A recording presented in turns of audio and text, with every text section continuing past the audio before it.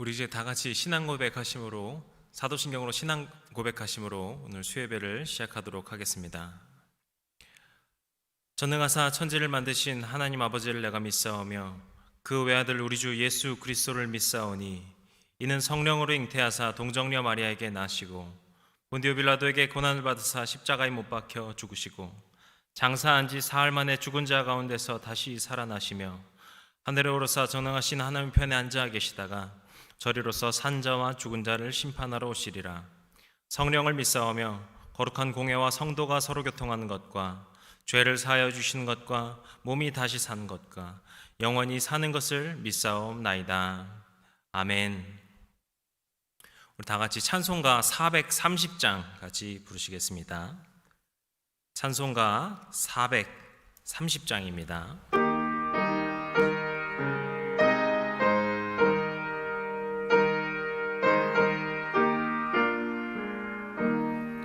주와 같이 길 가는 것 즐거운 일 아닌가. 우리 주님 걸어가신 발자취를 밟겠네. 한 걸음 한 걸음 주 예수와 함께 날마다 날마다 우리 걸어가리.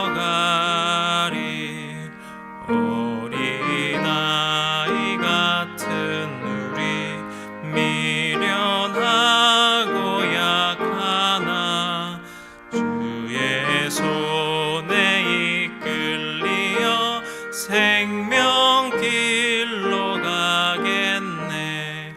한 걸음 한 걸음 주 예수와 함께 날마다 날마다 우리 걸어가리.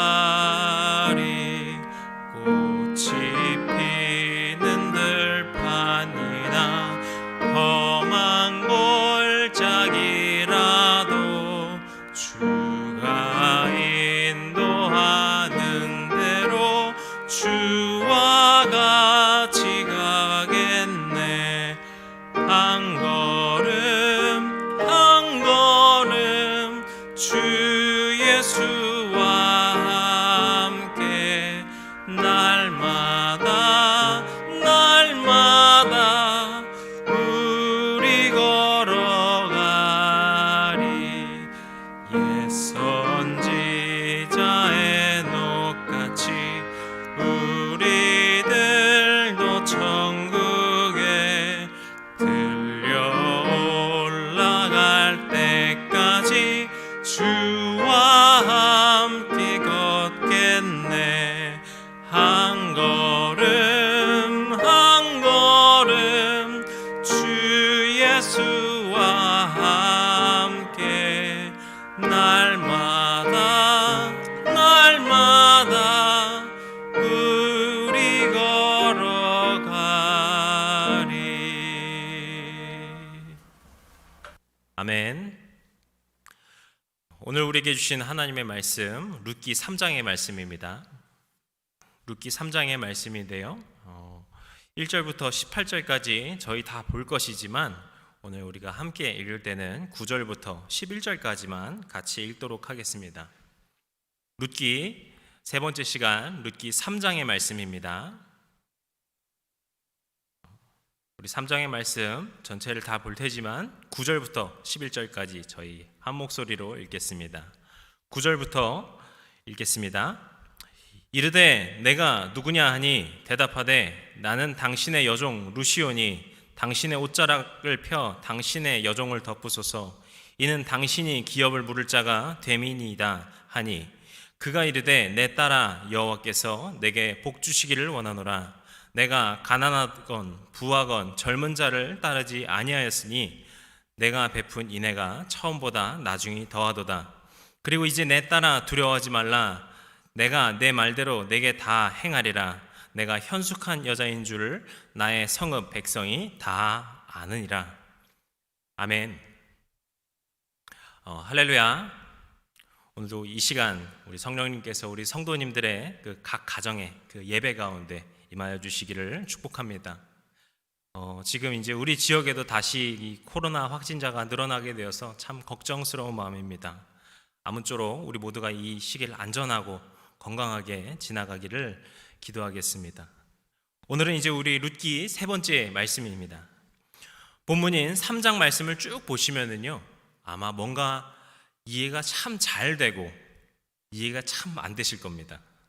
이게 무슨 말인가 하면은 말이 막 복잡한 것이 아니어서 그 이야기들이 잘 이해가 되기는 하는데, 대체 이 룻의 행동은 어떤 의도인가? 또 보아스의 반응, 이 나오미의 말, 대체 이런 행동들이 무슨 행동들인가? 이런 것들이 이해가 잘 안 되는 겁니다. 이런 이유는 우리가 그 당시의 이스라엘 문화가 어떠한지를 몰라서 그렇습니다. 한때 이제 인기가 많이 있었던, 지금도 인기가 많은지는 모르겠습니다. TV 프로그램제 어서와 한국은 처음이지가 있었는데요. 거기에 이제 나오는 외국인들의 반응을 우리가 생각해 보면은 이해하기 쉬우실 겁니다. 우리에게는 너무나도 자연스럽고 익숙한 일들인데, 그 일들을 외국인들이 와가지고 여행을 통해서 경험을 합니다. 고기에 쌈을 싸먹고 찜질방에 가서 땀을 빼고 하는 등의 이 모든 일들을 경험을 합니다. 이런 모든 일들이 우리 한국인들에게는 너무나도 익숙한 일인데, 이 외국인들에게는, 그 여행을 온 사람들에게는 새로운 경험이 되고 아주 생소하고 특별한 경험이 되는 것이죠. 이 룻기에서는 특별히 여러 가지 이스라엘의 풍습들이 계속해서 나옵니다. 룻기의 저자를 탈무드에서는 사무엘이라고 전하고 있는데요, 이스라엘 백성들이 그 자신들의 그 과거 전통들을 기억하고 앞으로 이제 후세에까지 전달하고자 하는 그 목적을 사무엘이 이 룻기 안에 담았을 것이다, 이렇게 보고 있는 학자들도 있습니다. 그래서 우리는 이 룻기를 통하여서 당시에 이러한 풍습들이 있었구나, 이런 것을 엿볼 수 있게 되는 것입니다. 하지만 오늘 우리가 이 말씀을 나눌 때 자세한 어떤 풍습들이나 행동들을 보면서 그런 것들을 이야기하고자 하지는 않습니다. 그래서 우리가 이 말씀을 보실 때 룻이 지금 한 방에 보아스의 그 침상에 들어갔는데 이거 이래도 되는 건가? 이러면 안 되는 거 아닌가? 만약에 이런 질문이 이르신다면 그 질문은 좀 잠시 내려놓으셔도 좋으실 것 같습니다. 그저 당시에는 이런 문화, 이런 풍습이 이스라엘에게 있었구나, 이 정도로만 이해하시면서 보시면 좋으실 것 같아요.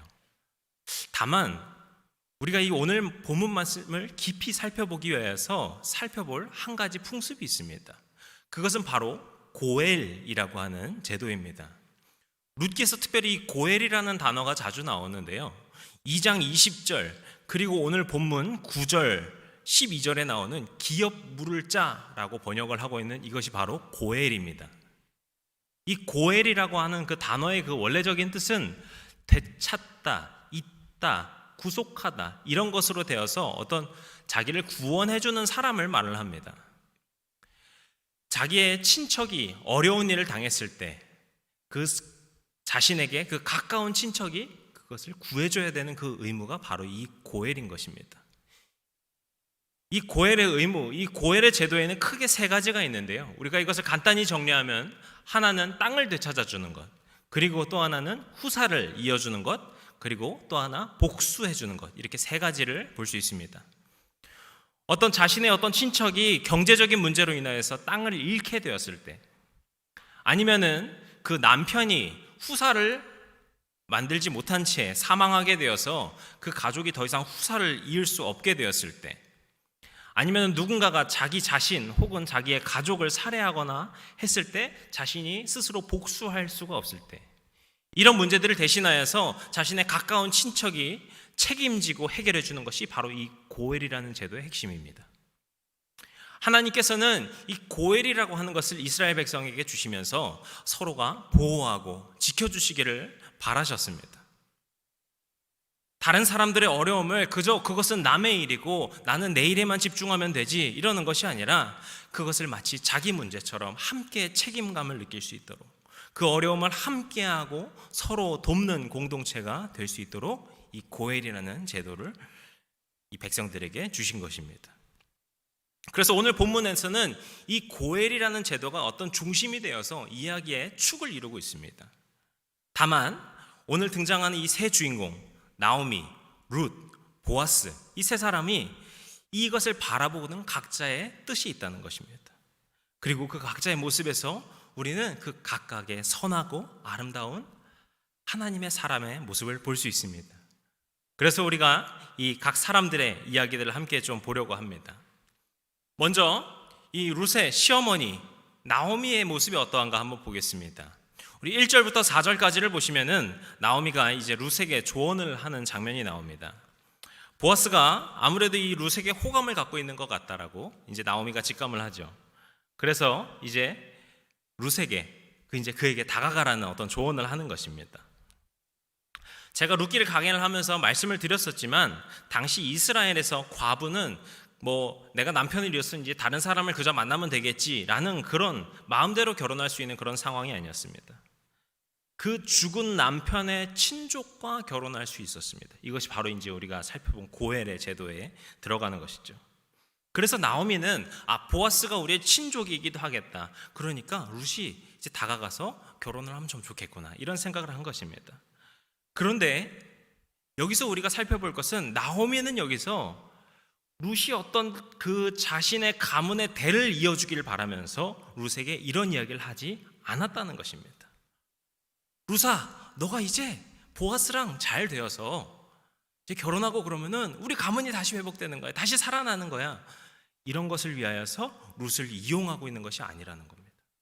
오늘 1절 말씀에서 보시면은 나오미가 어떤 관심을 가지고 있는가 이것을 살펴볼 수 있습니다.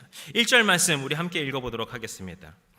룻의 시어머니 나오미가 그에게 이르되 내 딸아 내가 너를 위하여 안식할 곳을 구하여 너를 복되게 하여야 하지 않겠느냐. 아멘. 지금 나오미의 관심이 어떤 관심인가요? 룻이 그저 다시 좋은 남편 만나서 평안하고 안식하게 되는 것, 그래서 정말 복받는 여성으로 정말 복이 되는 것, 이것이 지금 나오미의 바람이었습니다. 물론 그렇게 되면은 나오미의 가문도 대가 끊기지 않을 것이다. 이것도 물론 알고는 있었을 것입니다. 하지만 지금 나오미는 자신의 어떤 후사, 자신의 가문이 이어지는 것을 염두에 둔 것이 아니라 룻의 행복을 바란 것입니다. 만약 나오미가 룻을 통하여서 자신의 가문이 회복되고 이런 것을 바랬다면은 룻에게 고엘이라는 제도가 있으니까 너가 이런 걸 잘 이용해가지고 이렇게 잘 되면 될 것이야. 이렇게 해서 룻에게 이 고엘이라는 제도를 막 교육하고 설명했을 거예요. 하지만 오늘 우리 본문에서 보시면은 나오미는 이 룻에게 이 고엘이라는 말을 일체 언급하지 않는 것을 볼 수 있습니다. 왜냐하면 나오미는 그저 룻이 행복하길 바랬던 것입니다. 여기서 우리는 이 나오미라는 사람이 이 룻에게 고엘 제도를 오히려 말을 하지 않으면서 오히려 그 자신의 그 애정과 사랑을 보여주고 있는 것을 우리가 또한 엿볼 수 있습니다. 그렇다면 또 룻은 이제 어떻게 행동을 할까요? 5절에 보시면은 룻이 이제 어머니의 말씀대로 다 이행하겠습니다 이렇게 말을 합니다. 그리고 이제 룻은 나오미의 말대로 이제 한밤에 보아스에게 찾아갑니다. 그리고 이제 보아스랑 만나게 되는데요. 잘 보시면은 룻은 나오미의 말을 똑같이 따르지는 않았습니다. 4절에 보시면은요, 나오미가 지금 룻에게 말을 한 것은 무엇이냐 하니까 보아스의 침상에서 너 그냥 누워 있으면 돼. 그리고 나서는 보아스에게 맡기면 돼. 이런 식으로 이제 이야기를 하는 것을 볼 수 있어요. 그런데 9절에 보시면 룻은 가만히 있지 않습니다. 보아스가 방에 들어와서 인기척을 느끼고서 누구냐 이렇게 묻게 되는데요. 나오미의 그 지시였다면 룻은 그저 저 룻입니다 이렇게 대답을 했으면 됐을 것 같지 않습니까? 그런데 룻의 대답을 보시면 이렇습니다. 나는 당신의 여종 룻이오니 당신의 옷자락을 펴 당신의 여종을 덮으소서. 이는 당신이 기업을 물을 자가 됨이니이다. 아까도 제가 말씀드렸지만 여기서 말하는 기업을 물을 자가 바로 고엘입니다. 그러니까 지금 룻의 관심은 어디 있는가 하니까 오히려 반대로 가족의 후사를 잇는 것에 관심이 있어요. 나오미의 바람이 무엇이었냐 하니까 아까 말한 것처럼 룻이 그저 평안하고 남편을 얻어서 행복하게 사는 그것이었습니다. 하지만 반대로 룻의 바람은 자기가 어떤 후사를 이어서 어머니와 우리 가족 모두가 회복되고 재건되는 것을 바란 것입니다. 그래서 룻은 보아스에게 고엘의 의무를 당신이 행해달라 이렇게 부탁하고 있는 것이죠.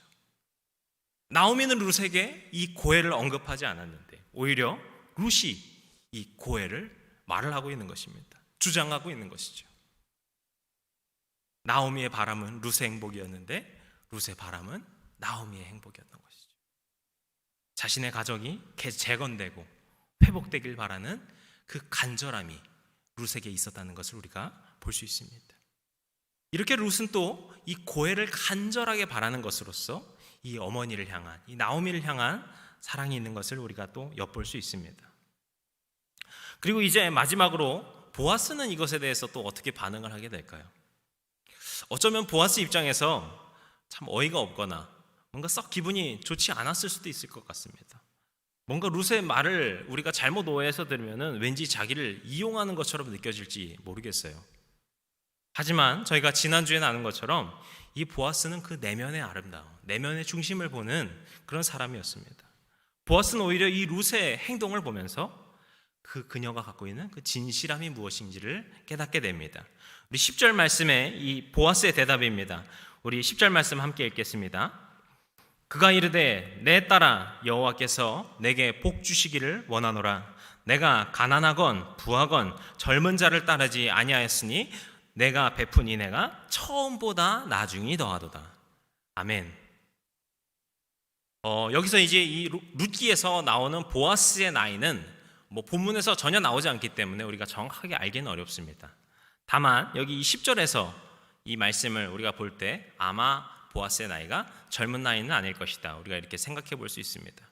그리고 4장에서 보시면은 보아스가 이제 이 룻과의 이 결혼 절차, 이 고엘의 절차를 정리하기 위해서 동네 장로들을 소집합니다.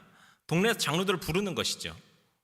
그런데 생각해 보시면은 이 장로라고 하는 사람들은 그 동네의 유지들이거든요. 그리고 나이가 많으신 유지들인데 이 사람들을 갑자기 막 오십시오 해가지고 모일 수 있다? 이런 점에서 볼 때 어떤 이 보아스가 이 지역의 유지와도 같은 어떤 힘이 있는 사람으로 또 볼 수 있습니다. 당시 이런 권위, 이런 힘이 있는 사람들은 젊은 사람으로 보기는 어렵기 때문에 아마 이 보아스도 어느 정도 나이가 꽤 있는 사람이지 않은가 이렇게 학자들이 또 추측하고 있습니다.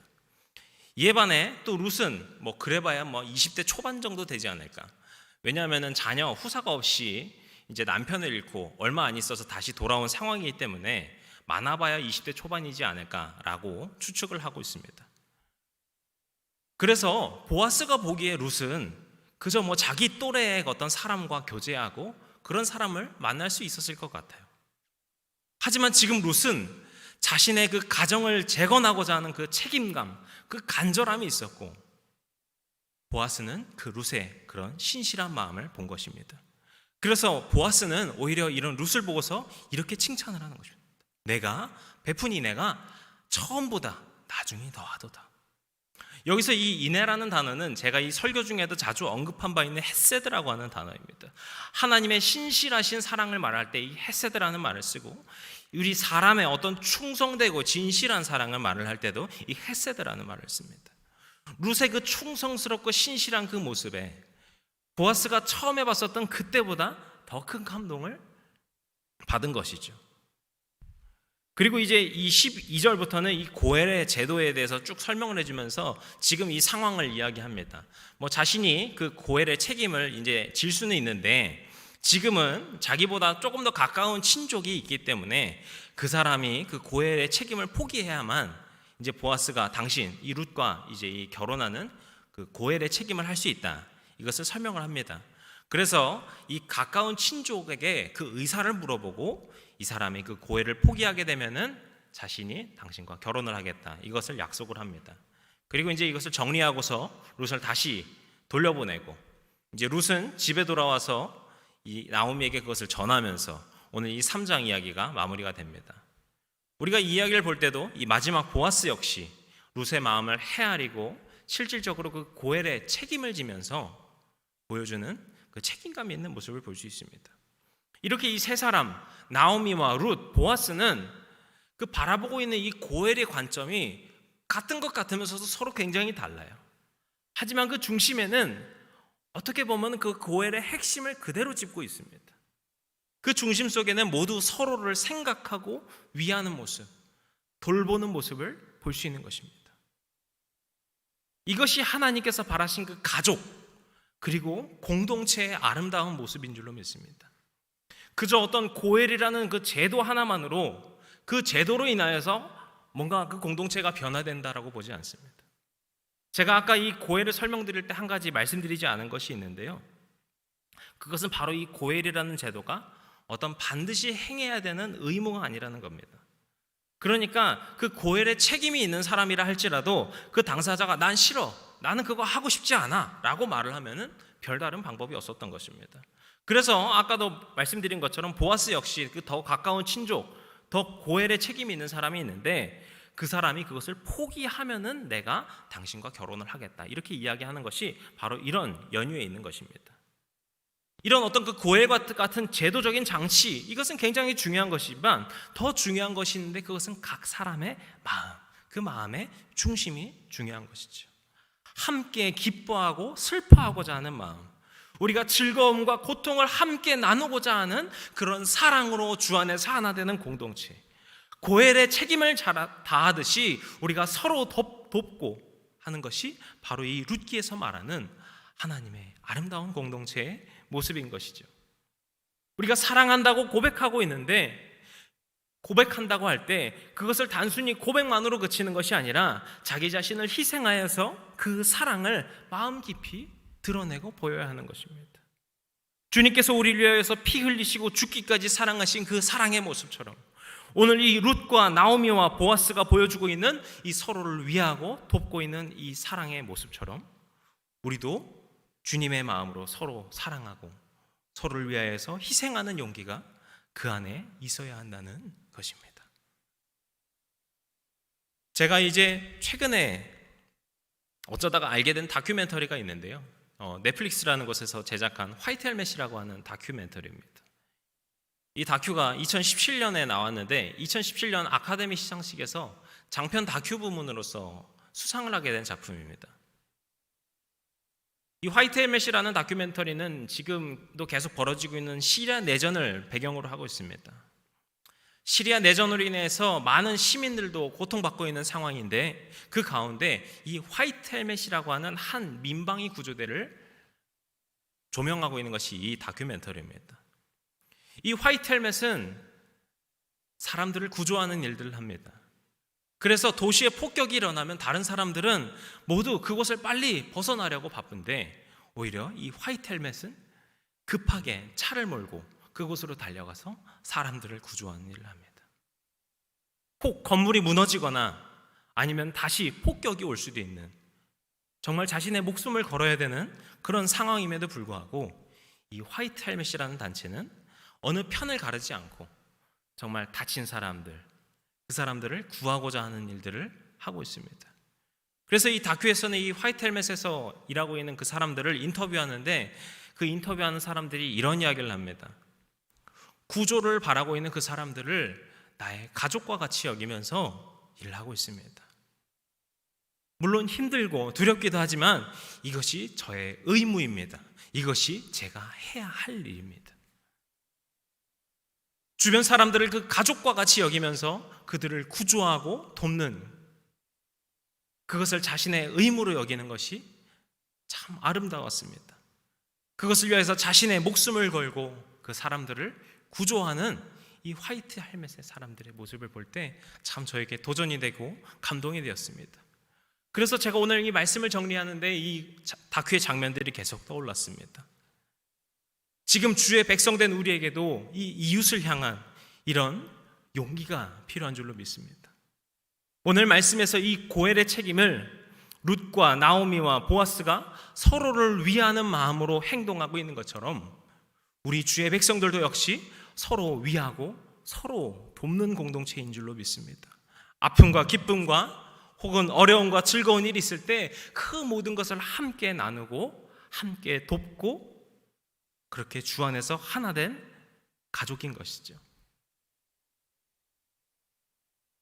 최근에 자녀 학대하는 그 사람들의 뉴스들이 계속 연일 보도되면서 그 뉴스들을 참 안 보고 싶으면서도 보게 되면서 얼마나 마음이 아픈지 모릅니다. 참 이 아이를 키운다는 것, 어떤 육아, 양육을 한다는 것, 내가 부모가 된다는 것, 이것이 시간이 지나면서 보니까 정말 보통 일이 아니라고 느껴집니다. 요즘 이 코로나로 인하여서 아이들과 이제 부대끼는 시간들이 더 많아지다 보니까 이 부분을 더욱더 공감하게 됩니다. 이 아이를 양육하는 그 부모가 된다는 것에는 그 아이를 위한 철저한 자기 희생이 뒷받침되어야 합니다. 커서 얘네들이 부모를 공양해야 되겠지, 얘네들이 부모를 도와주겠지, 우리가 이런 기대를 가지고서 자녀를 키울까요? 거의 그런 사람이 없을 겁니다. 아마 어쩌면 그런 기대가 되지 않으실지도 몰라요. 다만 그냥 내 아이, 그 아이들을 사랑하기 때문에 자기 희생을 하면서까지, 나의 모든 걸 내려놓으면서까지 그 아이들을 돌보는 것이죠. 저도 역시 아직 부족하지만, 아직 그작 초보 아빠에 부족하지만 노력하면서 그렇게 정말 하나님의 마음이 이런 마음인가, 이것을 하나하나 또 배워가는 과정인 것 같습니다. 지금 우리 사회가 또 점차 분열되어가는 상황 속에 있습니다. 우리가 어떤 파편화되어 가고 있다, 이런 이야기를 합니다. 이런 상황 속에서 우리 주님의 사람들이 정말 사랑의 섬김으로써 우리가 빛이 되고 그 아픔을 회복시키는 우리 한 사람 한 사람이 되기를 축복합니다. 우리가 사랑으로 희생하며 섬기는 주의 사람들로서 우리 세상 곳곳에서 빛과 소금으로 살아가시기를 축복합니다. 주 안에서 그렇게 연합하고 주 안에서 서로 돕는 공동체가 되기를 간절히 기도합니다. 우리가 그런 마음과 손길을 통하고 우리가 그렇게 일하여 갈 때 주님께서 우리를 통하여서 일하여 주시고 역사해 가실 줄로 믿습니다. 주님께서 사랑으로 돌보아 주시는 그런 공동체, 그런 주님의 나라를 주님께서 우리를 통하여서 세워가실 줄로 믿습니다. 그렇게 그리스도의 제자된 우리 모두 주님의 모습을 닮아가며 섬김과 희생으로 날마다 주님을 닮는 모습으로 살아가는 주의 사람들이 되어 가시기를 주님의 이름으로 간절히 축복합니다. 기도하시겠습니다. 오늘도 우리를 사랑으로 품어주시고 역사하여 주시는 주님, 우리 교회가 서로 하나 되는 공동체가 되게 하여 주시옵소서. 우리가 먼저 이 교회 안에서 서로 더욱더 연합하고 서로 돕고 서로 희생하며 서로 더욱더 사랑하는 그런 주님의 공동체가 되게 하여 주시옵소서. 그리고서 그 사랑을 가지고 우리가 세상으로 나아가 전하는, 주의 사랑을 전하는 사람들이 되게 하여 주시옵소서. 주님께서 우리를 사용하여 주시고 우리를 통한 주님의 일을 이루실 줄로 믿습니다. 주님의 그 놀라운 일을 꿈꾸는 주님의 백성들이 되게 하여 주시고 그런 그리스도의 제자들로서 우리를 날마다 변화시켜가 주시고 세워가 주시옵소서.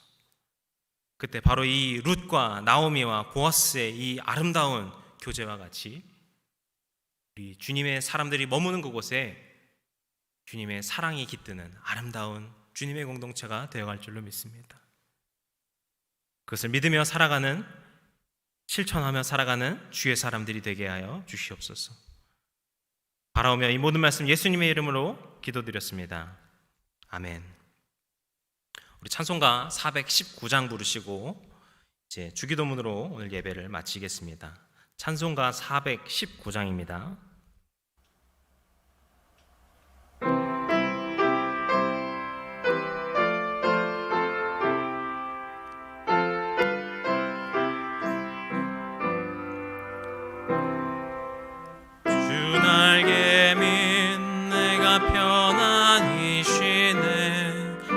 깊고 비바람 불어쳐도 아버지께서 날 지켜주시니 거기서 편안히 쉬리로다. 주 날개 밑 평안하다. 그 사랑 끊을 자니뇨.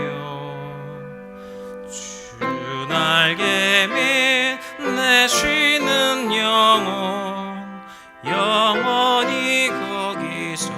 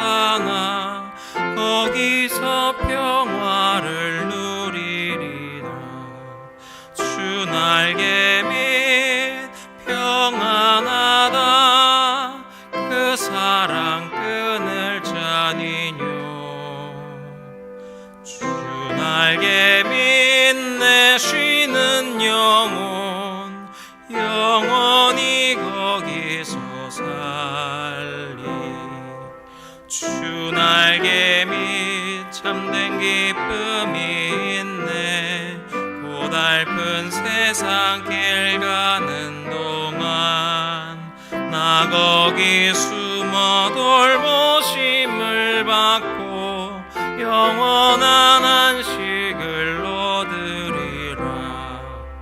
주 날개민 평안하다 그 사랑 끊을 자니뇨. 주 날개민 내 쉬는 영혼 영원히 거기서 살리.